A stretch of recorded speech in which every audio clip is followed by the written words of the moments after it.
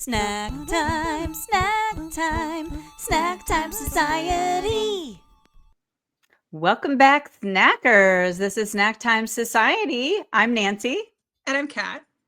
And we are on episode 12. Kat, what's our cheese today? Our cheese today is Asiago. All right. Got some fun facts for me? You know that I do.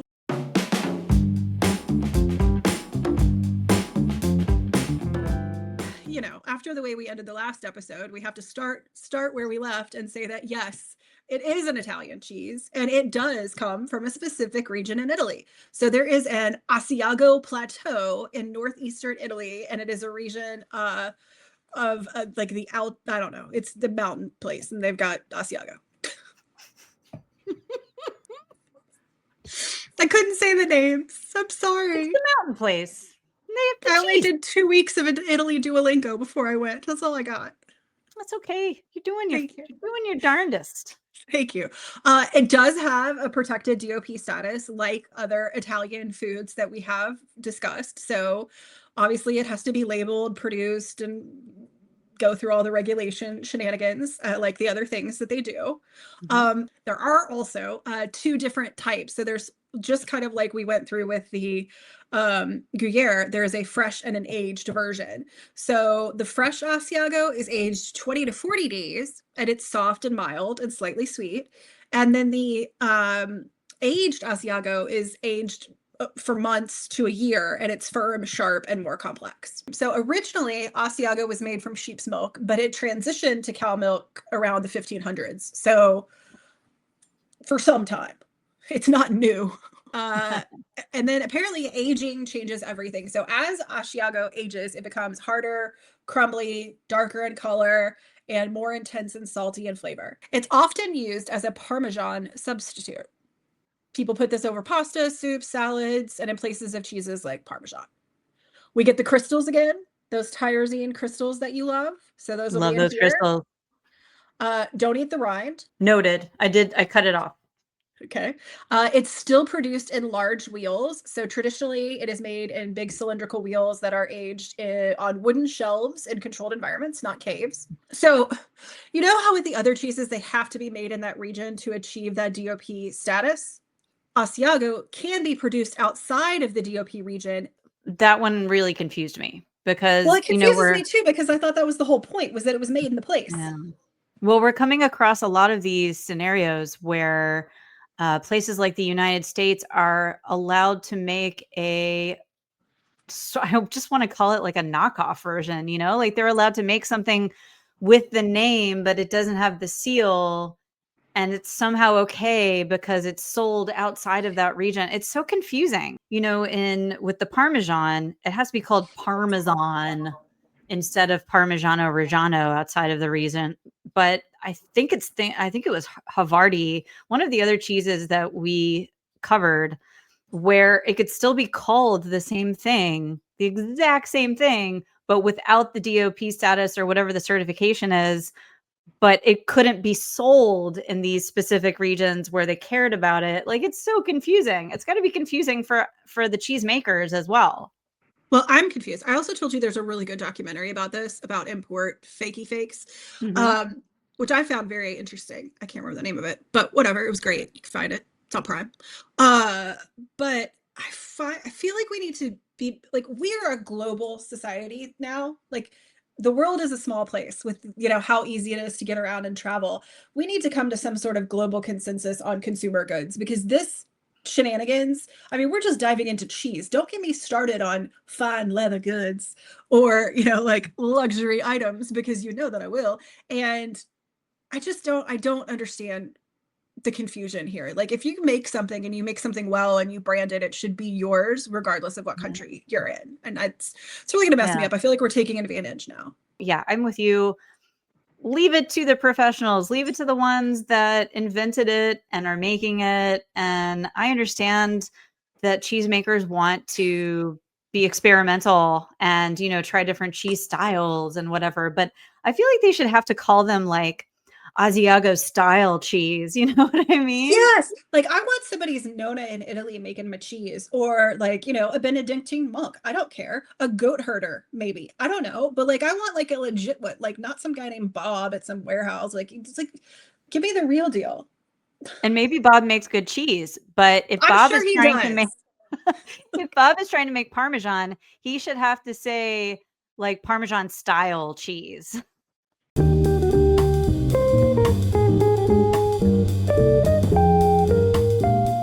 So what did you get, a young or an aged? Well, now that you say that, that makes me wonder because I did not pay attention. I was more concerned about making sure I got an actually certified one. As you know, got burned by the Parmesan and have been paranoid for life ever since. So, That's okay. gonna stick with you. Yeah. So what'd you get? So I got an Il Villaggio aged Asiago cheese, creamy and savory. It just says aged. Okay. Well, I mean, it's either aged or young, so I feel like you got the aged. So over a month. Okay. Well, I got the Matica aged Asiago Stradivecchio DOP. So I guess mine's legit. Product of Italy, aged 1 year. Oh, okay. Like, have you had Asiago before we dive deep?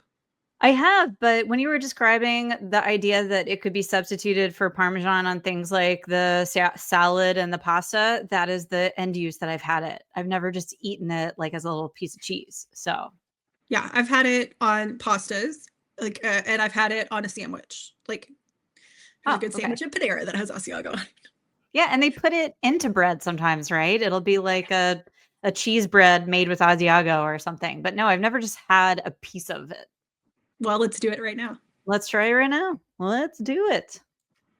Now's as good a time as any. I made these long, like spindly. I'm afraid I'm going to like stab the back of my throat with it.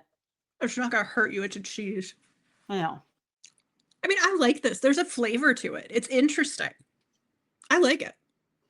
It's a little Parmesan-y, but it's got a different, it's more nutty. That reinforces what I'm tasting too, because I was thinking, is nutty the right word? But maybe it is because you said it too. Maybe it's not, but that's my first thought was. It's also got it's got an aftertaste. Like it stays with me. Like I don't know that Parmesan stayed with me this long. It has a different aftertaste than Parmesan does. That seems to be the most distinct difference to me. And it's a good aftertaste. I think that's just what I'm noticing is the biggest difference. I like it. A little bit of a saltier finish too. Yes, there's right at the end. Mm-hmm. I like it. I'm not mad at it. What you got for a cracker? Okay. Oh, I think that was the rind. Oops. Spit it out. Too late. Okay. It's in there now. I think you'll live, which is the good part. It was just a little piece. So the internet told me basic cracker, and obviously I'm not going to get a water cracker, any sawdust like you. So I got an organic basic round cracker. So this is a designer imposter Ritz. It's also smaller than a regular Ritz. It does look like that. It's like smaller. It is. It's a lighter. It's an organic. It's from Whole Foods, so it's organic, and it's a fake Ritz. That's what we're doing. Seems like it would be good. I noticed that one of the suggestions for crackers were seeded crackers. Oh. Almost fit. Seeded crackers. Seeded crackers. So I got these. The brand is Crunchmaster, I believe, and they're like original seeded rice crackers. So they're like this. They're like little. Okay. Things. Well, look at you going with the grains like I did last time. I hope it tastes like dirt. I'm just kidding. I'm being so healthy. I'm a healthy person. Okay. All right. Well, let's do it with the cracker. Let's try it.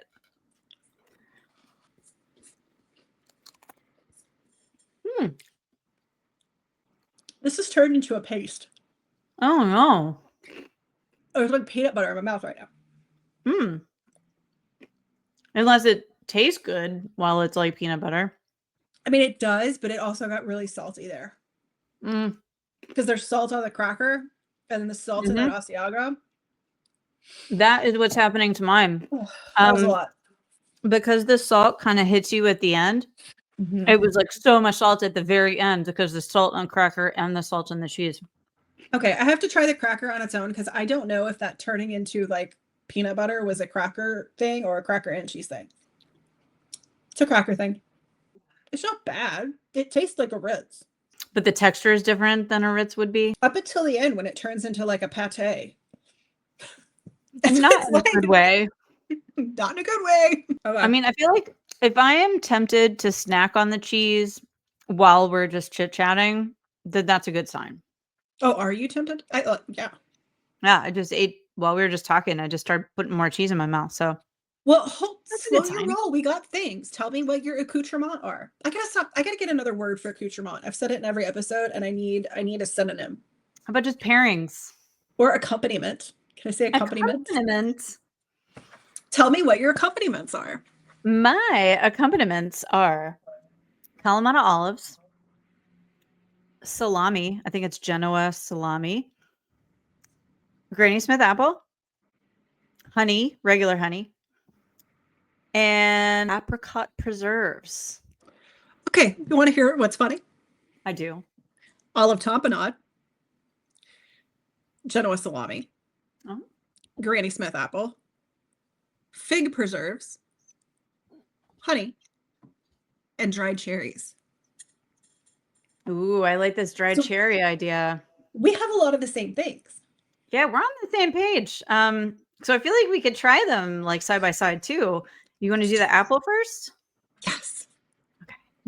Let me get Granny out. Okay.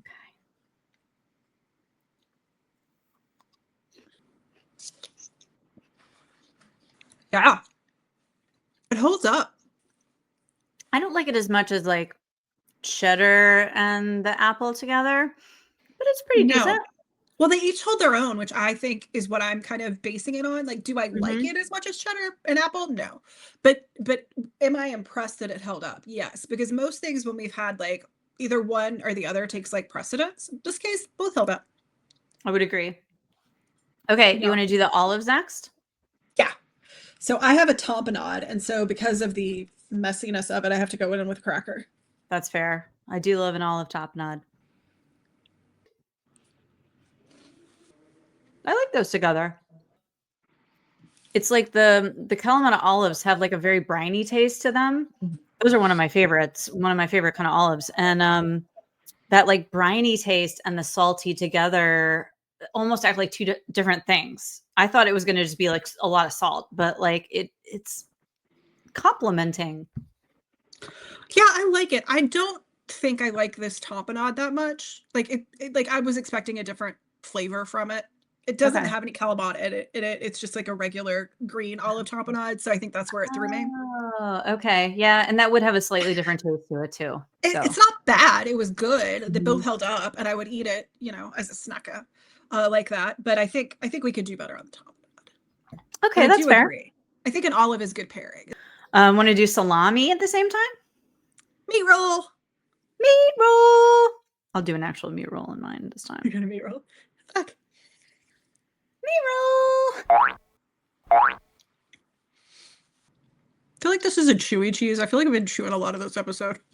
Yes, but also I think that I'm chewing it extra because I'm trying to get the flavors from it because it's weird. It's like it doesn't come immediately.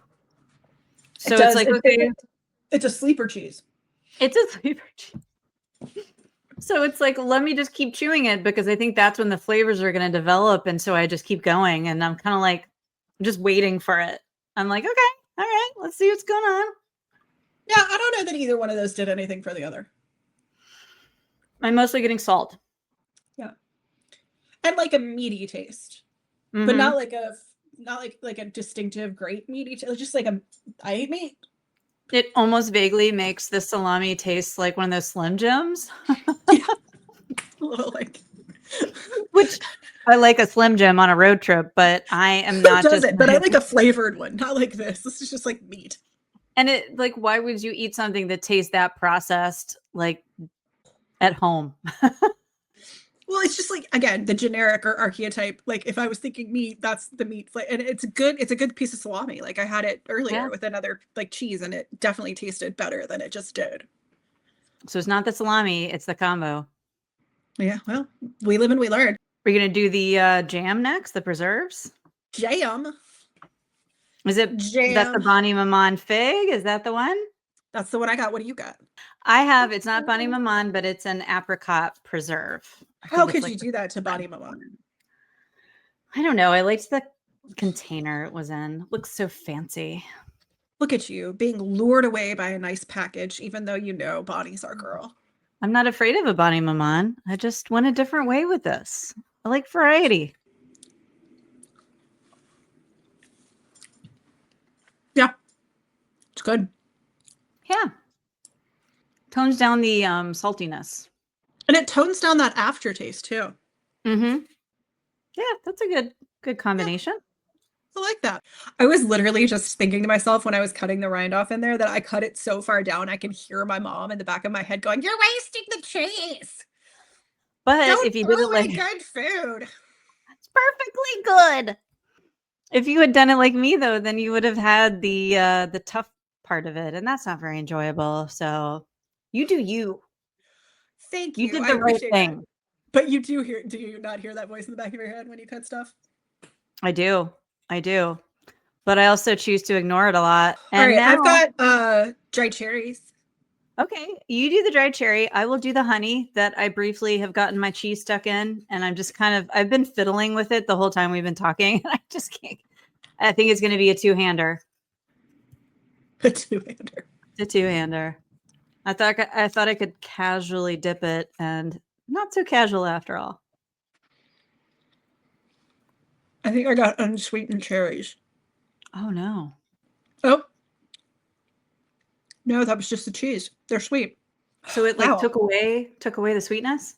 Until I just got rid of I didn't taste any sweetness at the beginning. And now it's way too sweet. Oh. The honey was good with it. Of the two sweet ones, I would say like the apricot preserves a little bit more. But the honey's good with it. The honey definitely takes some of the saltiness down a little bit too.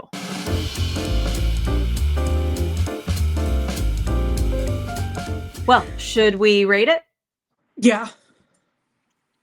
How about your flavor for the Asiago? 4. Okay, my flavor is a 4. How about texture? Okay. 3. Mine is a 4. Let's do crackers. What's your cracker? Mine turned into a paste, so 3. It tasted good, just turned into a paste. Okay. My cracker would be a 3 as well. I think just because it made a little too salty at the end. Granny Smith. Ooh, Granny Smith would be like a 4. It was nice. 3. Okay. Tapenade or olive or your Kalamata. Oh, my olive would be a 4. That was really good together. I would say tapenade's a 4. Okay. Bonnie Maman. Bonnie Maman! 4. Okay, my apricot preserves would be a 4, but I think the honey would be a 3. Okay. What about our meat? 2. Yeah, I was thinking 2 as well. Just so much salt, not lending it. I just turned it into a Slim Jim flavor. Yeah. And then my only last one was that cherry, which I think it just did weird things too. So I'm going to give it a 2. Okay. That's fair. Yeah. I think maybe we leave Asiago to the pasta. Yeah, I think that's a good end use for it. It's scoreboard time. Nancy's aged Asiago got an 8 out of 10 for the cheese by itself and a 70% with pairings involved, while Kat's aged Asiago got a 7 out of 10 and a 62.5% with the pairings. Okay, can I just ask, did you do something with your eyes? I did. Did you throw a little extra liner on? Because it is killing. I'm enjoying it thoroughly. It's like this dual-sided stick, and one side is like a thick, solid black that looks like a crayon, and the other side is silver glitter. So you can do all kinds of fun things with that. It looks fantastic. Thank you. Thank you very much. I really like it. It makes your eyes go. And your The clothes. earrings I can't say much about because I've had them for many years and I don't remember where I got them. It might be someplace silly like Claire's. They're just fun. They're like dream catcher looking things. Yeah, They're little fun. feathers. Yeah. But they're not like special. I've had them a long time. This I haven't had it since the 90s, but it is a vintage dress from the 90s. And what I'm proud of is that when I bought it, it was a halter. And I don't really like halters because wearing halters means I have to wear a strapless bra. And I don't like wearing strapless bras. So I turned it into a regular neckline. So I will show you. It's a very pretty, cool, bright pattern. So I'll show you. Oh, I love it. Have I seen you wear this before? I don't think so because I sat on it for a while in terms of actually fixing it. Like I knew I wanted to fix it when I bought it. I just loved the print and I was like, I can't wear it as a halter. I'm not going to do it. So I kind of just like left it as a project for a while, but finally I got the motivation. So I'm very happy with it. Well, not to piggyback on this, but I love it. And congrats for you on being able to actually do that with your two hands, because that's a skill. So Big Blue. That is a fun one. It's supposed to be like a peacock themed one, whatever, but I don't see it. So I just, it's Big Blue. Yeah. And then this one is a big drink, like a pool drink with like a. Oh my gosh, I love it. It's like your cocktail, like your lime in it and your cocktail. Oh, it's a lime. Oh my god. Was it a lime? Yeah, it's a lemon. I apologize. It's a lemon. Okay. That is so fun. And your umbrella. So it's like, yeah. So makes me happy. I love when you share your rings. Well, so since I made fun of my mom in this episode, I'll actually give her a little bit of redemption. When I was a kid, my mom used to take, like when we would go places or if you were having a bad day or whatever, she would buy you something really small and she would call it a little happy. And she would just say, every once and again, you got to get yourself a little happy. And so rings have become like my little happy. Any outfit that you wear, you throw one on and it just gives you a little bit of a smile. Like I think it's like you and makeup. Like you can just like give yourself a little boost with something very small. So you buy yourself a little happy sometimes. Okay, well, our next episode is going to be Kotiha! I think that if you are watching right now and you have not already subscribed to our channel, you definitely should. We want you to be part of the Snack Time Society and like this video, and we'll see you next time. Snack time, snack time, snack time society.